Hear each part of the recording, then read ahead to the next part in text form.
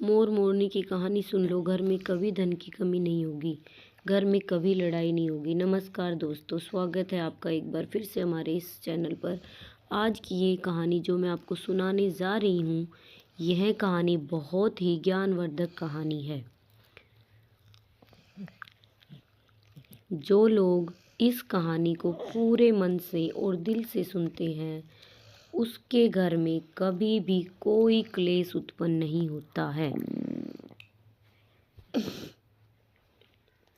उसके घर में हमेशा सुख और शांति बनी रहेगी।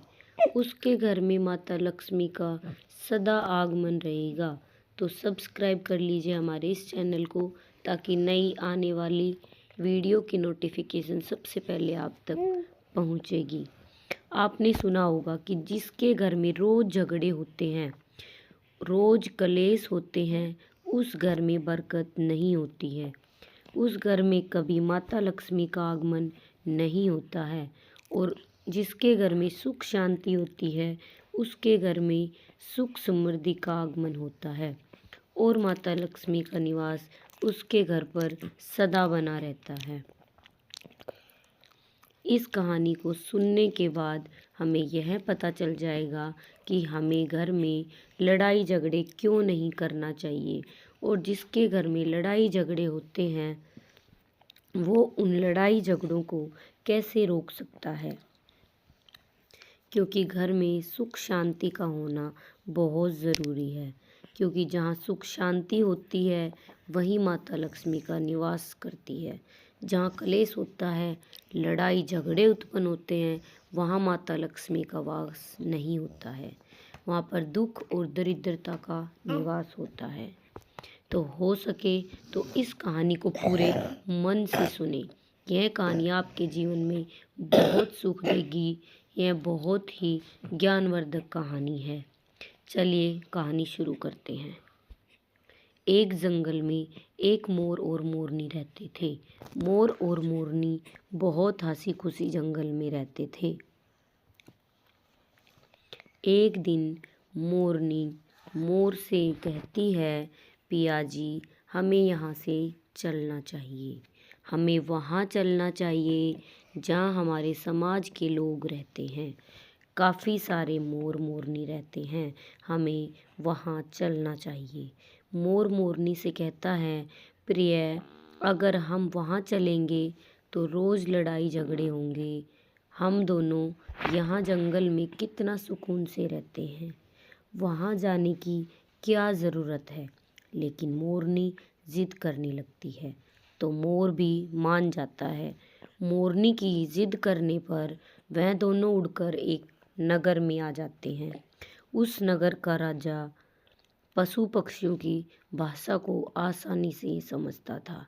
उस राजा ने कराऊ शास्त्र की पढ़ाई की थी। कराऊ शास्त्र मतलब यही होता है कि पशु पक्षियों की भाषा को समझ पाना। वह राजा सभी प्रकार के पशु पक्षियों की आवाज़ समझ पाता था। हर जीव जंतु की आवाज़ को वह बखूबी समझता था कि वह क्या कर रहा है। दोनों मोर और मोरनी उसी नगर में आ जाते हैं। एक दिन की बात है, राजा अपनी रानी से कहता है कि हे रानी, मुझे बहुत तगड़ी भूख लगी है, आप मुझे भोजन खिला दीजिए। राजा की रानी 36 प्रकार के भोजन बना करके एक हाथ में पानी का लोटा और दूसरे हाथ में खाने की थाली लेकर राजा के पास पहुंचती है। रानी जैसे ही भोजन की थाली राजा के समक्ष रखती है, तो एक चावल का टुकड़ा नीचे गिर जाता है। वहीं पर कुछ चींटियां घूम रही थी। तभी एक चींटी चावल के टुकड़े लेकर वहां से जाने लगती है। राजा बैठा यह सब घटना को देख रहा था। उस चींटी के पास में तुरंत ही एक बड़ा चींटा आता है और वह चींटा उस चींटी से कहता है, हे प्रिय, यह चावल का टुकड़ा मुझे दे दीजिए और तुम वापस जाओ और उस राजा की थाली से दूसरा चावल का टुकड़ा लेकर आओ। उनकी बातों को राजा पूरी तरह से सुन रहा था, क्योंकि राजा हर जानवर, पशु और पक्षी की भाषा को समझ सकता था। तो राजा वहीं बैठा रहा जब चींटा चींटी से यह बात कह रहा था। चींटी कहने लगी, नहीं, मैं नहीं जाऊंगी। अगर यह बात राजा को पता चल गई तो राजा मुझे मार देंगे। फिर चींटा चींटी से कहता है कि तुम जाओ, राजा को नहीं पता चलेगा। चींटी फिर जाने की कोशिश तो करती है, लेकिन फिर आधे रास्ते से वापस चली आती है और चींटे से कहती है, नहीं, मैं नहीं जाऊंगी। हो सकता है राजा को पता चल जाए और राजा मुझे मार दे। राजा उन दोनों को देख रहा था। चींटे को इस बात का आभास हो जाता है कि राजा हमारी बात को समझ रहा है। चींटा फिर चींटी से कहता है, देखो, लगता है राजा हमारी बात को समझ रहा है। राजा ने हमारी बातों को सुन लिया है, इसलिए वो हमें ही देख रहा है। चींटा चींटी से कहता है, अगर राजा ने हमारी बातों को सुन लिया है और राजा किसी को और को बताएगा तो उसी समय पत्थर का बन जाएगा। राजा चींटा और चींटी की बात को बखूबी सुन लेता है और समझ लेता है। राजा इस बात को सुनकर हंसने लगता है। जैसे ही राजा को हंसी आने लगती है, राजा की रानी रसोई से बाहर आती है। वह जैसे ही रसोई से बाहर निकलती है, राजा उसे हंसते हुए दिखाई देता है। रानी राजा को हंसते हुए देखकर सोचने लगती है कि शायद मुझसे कोई गलती हुई है, इसलिए राजा साहब हंस रहे हैं। रानी राजा के पास आती है और कहती है कि महाराज, क्या मुझसे कोई पाप हुआ है? क्या मुझसे कोई गलती हुई है कि आप इतनी ज़ोर से हंस रहे हैं? राजा रानी से कहता है, नहीं नहीं, ऐसी कोई बात नहीं है, मुझे बस यूं ही हंसी आ रही है। रानी जिद करने लगती है और कहती है, आपको मुझे बताना पड़ेगा कि आप क्यों हंस रहे थे। राजा बार बार मना करता है, क्योंकि राजा को पता था कि चींटी ने कहा है कि अगर मैं चींटी वाली बात किसी को बताऊंगा तो मैं पत्थर का बन जाऊंगा। इसलिए राजा रानी को यह बात नहीं बताना चाहता था, लेकिन रानी बार बार जिद करती है और कहती है, आपको मुझे बताना ही पड़ेगा कि आप क्यों हंस रहे थे। अगर आप मुझसे सच्चा प्रेम करते हैं, अगर आप मुझे अपना समझते हैं, तो आपको यह बताना पड़ेगा कि आप क्यों हंस रहे थे। राजा अब धर्म संकट में पड़ गया था। राजा सोचता है, अगर मैं यह बात रानी को बताऊंगा तो मैं पत्थर का बन जाऊंगा, और फिर सोचता है, अगर मैं नहीं बताऊंगा तो रानी का विश्वास खत्म हो जाएगा। रानी बहुत जिद करने लगती है। कहते हैं ना कि प्रिया हट और बाल हट बहुत तगड़ी होती है। इन दोनों हट से हमेशा बचकर रहना चाहिए। रानी के प्रिय हट के सामने राजा को झुकना पड़ता है और राजा रानी से कहता है, ठीक है, अगर मैं आपको बताऊंगा तो बाद में आपको पछताना पड़ेगा। रानी कहती है कि अभी तो आप कह रहे थे कि कोई बात नहीं है, अभी आप कह रहे हैं कि मुझे पछताना पड़ेगा। रानी कहती है कि ज़रूर कोई तगड़ी बात है, और रानी और ज़्यादा जिद करने लगती है। तब राजा कहता है कि तब ठीक है, अगर आप नहीं मान रही हैं तो चलिए, मैं किसी जंगल में आपको एक बात बताऊंगा। राजा रानी रथ पर सवार होकर के जंगल के लिए निकल जाते हैं।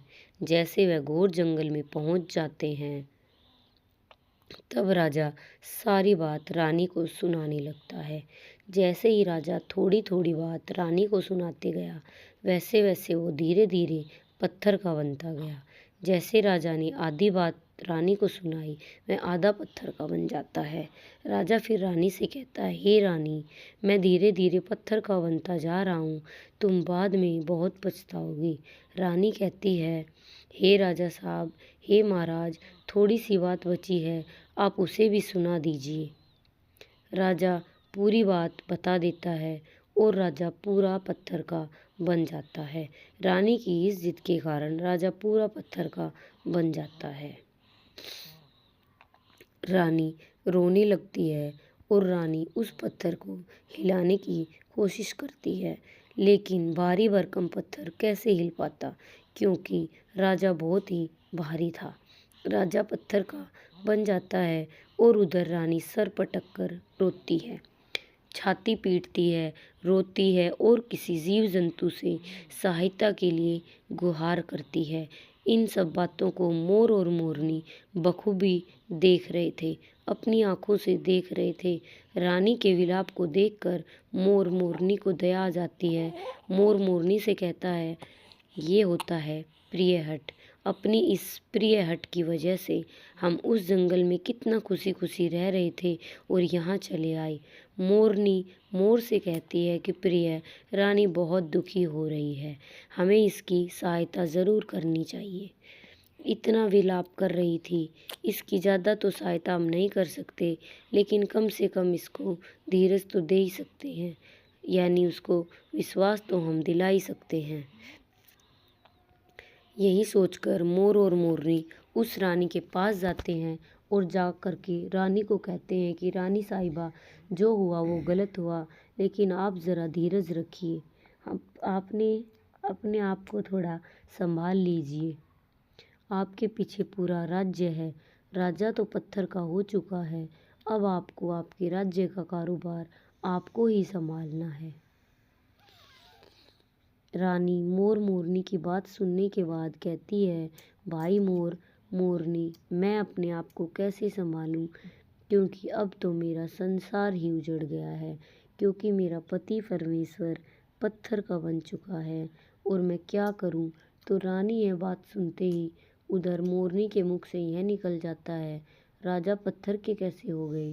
राजा तो इंसान थे, अच्छे भले थे, लेकिन ये पत्थर के कैसे हो गए? रानी वही बात बताने लगती है जो राजा ने चींटी वाली बात रानी को बताई थी। रानी वही बात मोर और मोरनी को बताने लगती है और रानी भी धीरे धीरे करके पत्थर की बन जाती है। और जब रानी पत्थर की हो जाती है और राजा तो पत्थर का हो ही चुका था, जब दोनों पत्थर के हो जाते हैं, उधर मोर मोरनी को चिंता सताने लगती है। उधर मोर और मोरनी बहुत दुखी हो जाते हैं। मोर मोरनी को यह चिंता सताने लगती है कि वह विपत्ति हमारे ऊपर भी आ सकती है, क्योंकि राजा भी उसी चींटी वाले बात से पत्थर का हो चुका है और रानी भी उसी चींटी वाली बात से पत्थर की हो चुकी है। मोर मोरनी से कहता है, हम पर भी खतरा मंडरा रहा है, क्योंकि तुम स्त्रियों से कोई भी बात छिपती नहीं है। मोरनी मोर से कहती है, पिया जी, यहाँ से हम दूर चले क्या? मोर मोरनी से कहता है, हे बेवकूफ़, दूर जाने से क्या फ़ायदा है? यह संकट तो धरती के किसी भी कोने में हमारा पीछा नहीं छोड़ेगा। यह खतरा तो हमेशा हमारे ऊपर मंडराता रहेगा। अगर जाने अनजाने में यह हमारे मुख से निकल गई तो हम भी पत्थर के बन जाएंगे। इसी बात को लेकर मोर और मोरनी बहुत दुखी हो जाते हैं, बहुत चिंतित हो जाते हैं। रात दिन उनको यह दुख खाए जाता है। यह सोचकर वे न भोजन करते हैं और न चैन से सोते हैं। बस रात दिन उनको यही सुख सताता है, यही टेंशन रहती है कि यह बात उनके मुख से निकल न जाए। यदि हमारे मुख से यह बात निकल गई तो दोनों पति पत्नी पत्थर के बन जाएंगे। यही सोचकर मोर ने दिमाग लगाया कि यदि मैं सारी चींटियों को ख़त्म कर दूं तो यह सब ख़त्म हो सकता है। ये सारा करा धरा तो चींटियों का है। मोर मोरनी से कहता है, प्रिय, अगर हम सृष्टि से सारी चींटियों को ख़त्म कर दें तो चींटियों का संकट समाप्त हो जाएगा। और मोर मोरनी इस बात से राजी हो जाते हैं और सभी चींटियों को मारकर खाना शुरू कर देते हैं। मोर और मोरनी का इतना आतंक हो गया था कि सभी चींटियां डर के मारे और बिल खोद के धरती के अंदर जाकर छिप गई। मोर और मोरनी ऐसी निगरानी रखते थे कि उन्हें जहाँ भी चींटी दिखती थी तुरंत दबोच लेते। कोई भी चींटी मोर और मोरनी के इस आतंक की वजह से बाहर ही नहीं आती थी। सभी चींटियों ने ज़मीन के अंदर अपना बिल बनाना शुरू कर दिया और ज़मीन के अंदर ही जाकर बैठ जाती। काफ़ी समय बीतने के बाद चींटियों को भूख सताने लगी, क्योंकि भोजन तो बिल में नहीं मिला था, भोजन तो बाहर मिलता है। जैसे भोजन के लिए चींटी बाहर आती, मोर उसे दबोच लेता और उसे जान से मार देता। एक चींटी और एक चींटा बिल के अंदर भोजन के लिए तड़पते हुए श्री हरि विष्णु का जोरदार भजन करने लगे। भक्ति करते करते उन्हें ये भी मालूम नहीं था कि वे कहाँ हैं कहाँ नहीं। वे घोर तपस्या में लीन हो गए। अंत में जाकर श्री हरि विष्णु ने दर्शन देते हैं और भगवान विष्णु कहते हैं, चींटी चीटा जो तुम्हें मांगना है मांग सकते हो। हम तुम्हारी भक्ति से प्रसन्न हैं, क्योंकि चीटा और चींटी ने निरंतर भक्ति की थी, ना ही कोई जल ग्रहण किया ना ही अन्न। इसलिए भगवान विष्णु बहुत जल्दी प्रसन्न हो गए और आकर कहने लगे, जो तुम्हें मांगना है मांग सकते हो, हम तुम्हारी भक्ति से बहुत प्रसन्न हैं। उधर चीटा और चींटी ना जाने कितने दिनों से भूखे और प्यासे थे। दोनों एक ही बात कहते हैं, हे प्रभु, अगर आप हमें वर देना चाहते हैं तो हमारे पेट में गांठ लगा दीजिए। उन्होंने सोचा, अगर हमारा पेट नहीं होगा तो हम बाहर क्यों जाएंगे और मोर मोरनी हमें नहीं खाएंगे। इसलिए उन्होंने मांगा है, प्रभु हमारे पेट में गांठ लगा दीजिए। भगवान विष्णु कहते हैं, तथास्तु, और चींटियों के पेट में गांठ लग जाती है। आज भी उन चींटियों के पेट में गांठ लगी हुई है, चींटियों का पेट नहीं होता। फिर चींटा और चींटी भगवान विष्णु से कहते हैं, प्रभु हमारे पेट में तो गांठ लग गई है, लेकिन अभी भी हमें मोर और मोरनी से खतरा है। मोर और मोरनी हमारे इंतज़ार में अभी भी ऊपर ज़मीन पर बैठे हैं और जैसे ही वे लोग हमें देखेंगे वे हमें मार देंगे। भगवान विष्णु मोर से कहते हैं, हे मोर, तुम चींटियों का शिकार करना बंद कर दो। इसमें चींटियों का कोई दोष नहीं है। जो दोषी था वो राजा था, क्योंकि राजा ने कराऊ शास्त्र की पढ़ाई की थी, इसलिए वो सभी जीव जंतु की भाषा को समझने में सक्षम था। उसके साथ साथ वो जिन भाषा को समझता था उनका रूप बदलने में भी सक्षम था। पशु पक्षियों का वह रूप धारण किया करता था, और जब वह राजा रूप धारण करता था उन पक्षियों के साथ गलत भी किया करता था। और जब वो पशु पक्षी पेट से हो जाते थे तो वो उन्हें छोड़कर इंसान बन जाता था, और फिर ऐसे पशु पक्षियों पर वह जोर से हंसता था। इसकी ऐसी मूर्खता के कारण ही आज से राजा पत्थर का बना पड़ा है। मोर कहता है, हे प्रभु, उनकी पत्नी का, उनकी रानी का क्या दोष है। श्री हरि विष्णु कहते हैं कि उनकी पत्नी भी उनके इस पाप में भागीदारी है, क्योंकि उनकी पत्नी अगर उनको रोकती तो वह इतना बड़ा पाप नहीं करता। इसलिए उनकी रानी भी इस पाप की भागीदारी है, इसलिए आज वो भी पत्थर की बन चुकी है। श्री हरि के समझाने के बाद मोर उनसे कहता है कि हे प्रभु, पर इस बात को हम किसी और से कहेंगे जो कि रानी ने हमें सुनाई है, तो क्या हम भी पत्थर के बन जाएंगे। श्री हरि विष्णु कहते हैं कि तुम्हारा यह श्राप अब समाप्त हो चुका है। तुम्हें किसी से कहने पर कोई फर्क नहीं पड़ेगा। आप किसी से भी कह सकते हैं, तुम्हारे ऊपर से खतरा टल चुका है। मोर और मोरनी बड़े प्रसन्न हो जाते हैं। उनकी खुशी का कोई ठिकाना नहीं था। श्री हरि विष्णु अंतर्ध्यान हो जाते हैं और चले जाते हैं, और इधर मोर मोरनी की खुशी का कोई ठिकाना नहीं था। अगर किसी जानवर को, किसी पशु को खुशी होती है तो वह झूमने लगता है, नाचने लगता है। यही बात मोर के साथ हुआ। मोर को जब यह पता चला कि उनके ऊपर से खतरा टल चुका है तो वो खुशी से नाचने लगा, ज़ोरदार नाचने लगा। उसकी खुशी का कोई ठिकाना नहीं था। वह खुशी के मारे पागल हो गया।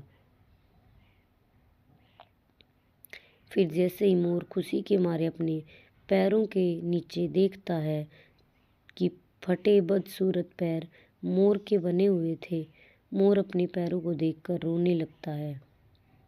मोर सोचने लगता है कि पहले मेरे पैर इतने सुंदर थे, लेकिन आज इतने फटे और गंदे कैसे हैं। मेरा पूरा बदन सुंदर है, लेकिन मेरे पैर इतने फटे और बदसूरत कैसे हैं। मोर के पैरों का फटना का कारण चींटी खाना था, क्योंकि उसने बहुत सारी चींटियां मार मार कर खाई थी और मोरनी भी उन्हें खा गई थी, इसलिए उनके पैर फट गए थे। आज भी कोई इंसान अगर चींटी खाता है तो उसके शरीर में छोटे छोटे दाने पड़ जाते हैं। यदि आप ज़्यादा मात्रा में चींटी खाओगे तो आपका बदन भी फटने लगेगा। सांप की चुली क्यों छोड़ता है? क्योंकि सांप चींटी खाता है और इसलिए उसके शरीर फट जाता है, अलग हो जाता है। इसी तरह मोर के पैर फट गए थे और वे बदसूरत हो गए थे। इसलिए मोर अपने पैरों को देखकर जोर जोर से रोने लगता है। मोरनी मोर को धीरज देती है और कहती है, जो हुआ वो तो हो गया, रोने से क्या होगा। मोर नाचता और जोर जोर से रोता है,